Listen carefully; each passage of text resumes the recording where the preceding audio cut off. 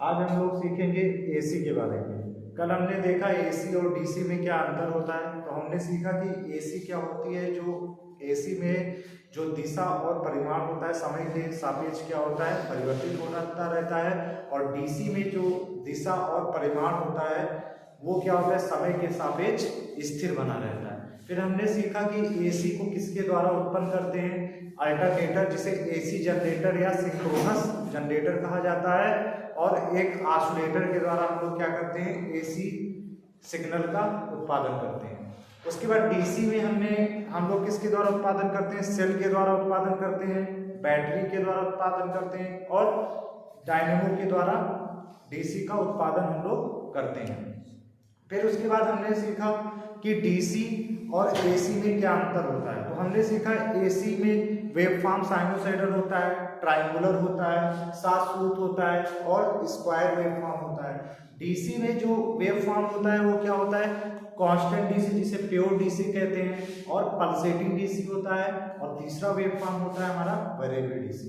फिर हमने सीखा कि एसी में जो इसका मैग्नीट्यूड और डायरेक्शन है वो टाइम के रिस्पेक्ट में वेरी करता है, और डीसी में जो मैग्नीट्यूड और डायरेक्शन है वो टाइम के रिस्पेक्ट में कांस्टेंट होता है। फिर मैंने देखा कि डीसी में जो फ्रीक्वेंसी होती है अपने इंडिया में वो 50 हर्ट्ज होती है और यूएसए वगैरह में लगभग 60 हर्ट्ज होती है।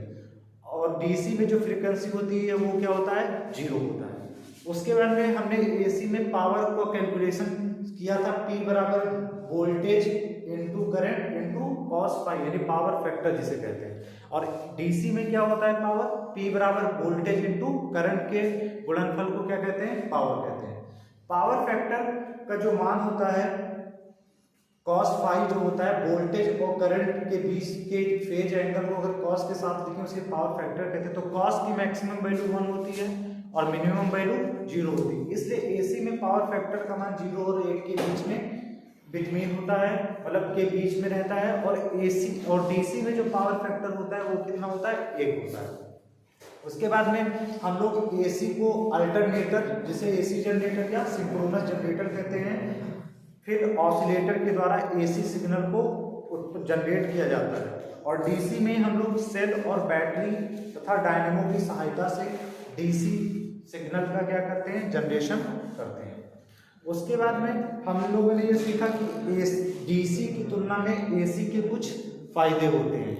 पहला फायदा ये होता है कि हम लोग जो ट्रांसमिशन करते हैं वो हमेशा लो कास्ट पर करते हैं।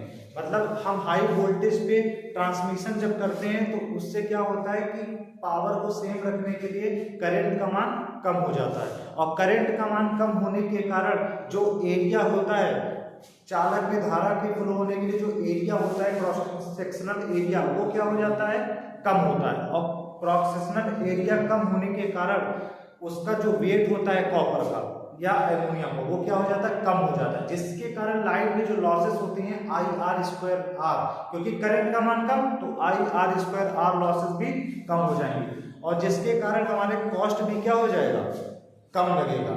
इसलिए हम लोग क्या करते हैं, एसी को कम लागत पे अधिक दूरी तक भेज सकते हैं।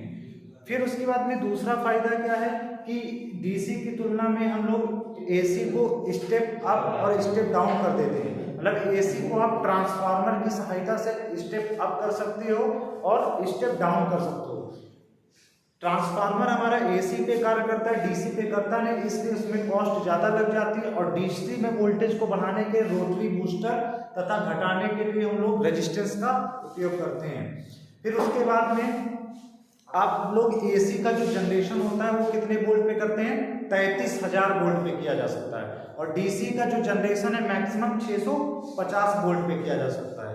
फिर उसके बाद में जो भी इक्विपमेंट बनेंगे, एसी में जो इक्विपमेंट बनेगा उसका कंस्ट्रक्शन क्या होगा, सिंपल होगा। और डीसी में जो भी उपकरण बनेगा उसका कंस्ट्रक्शन क्या होगा, हैवी होगा। जिसके कारण इस एसी की कॉस्ट कम होगी और डीसी की कॉस्ट ज्यादा होगी। सेम पावर रेटिंग पे अगर हम लोग एसी और डीसी पर उसी इक्विपमेंट को लगाएं तो एसी की अधिक पावर रेटिंग होगी और एसी में मेंटेनेंस की क्या होगी, कम रिक्वायर्ड होगी। डीसी में बैटरी वगैरह होगा तो उसकी मेंटेनेंस होगी, जो भी इक्विपमेंट लगेगा कन्वर्टर इन्वर्टर उसकी भी हमें क्या मेंटेनेंस की रिक्वायरमेंट होगी। ये कुछ फायदे थे डीसी और एसी के। फिर उसके बाद में डीसी का एसी की तुलना में अवगुण क्या होता है? सबसे पहली बात, इसमें क्या होता है, आपको अर्थिंग करना रिक्वायरमेंट है, मतलब एसी के लिए आपको अर्थिंग जरूरी है।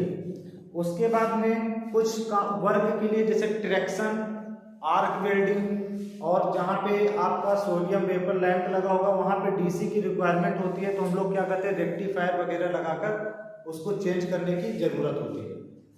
ये था डीसी के कुछ अवगुण।